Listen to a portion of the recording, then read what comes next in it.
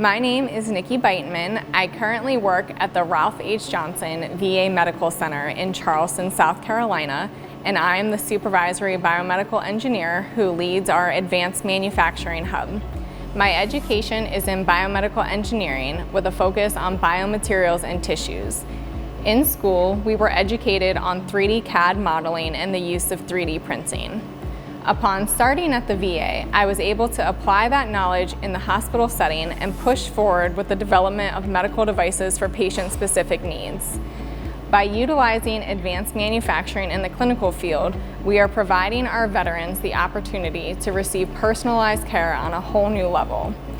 We're able to manufacture devices that are specific to each individual patient based on their own needs and cater our designs based on the feedback they provide.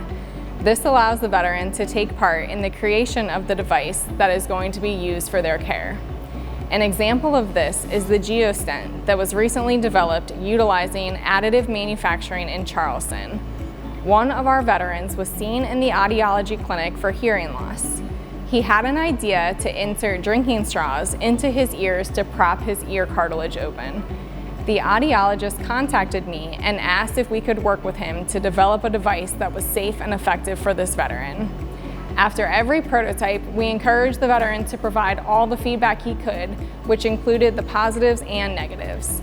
Through numerous prototypes that included changes to shape, dimension, and material properties, we were able to develop this specific veteran a device that achieved the goal of improving his hearing.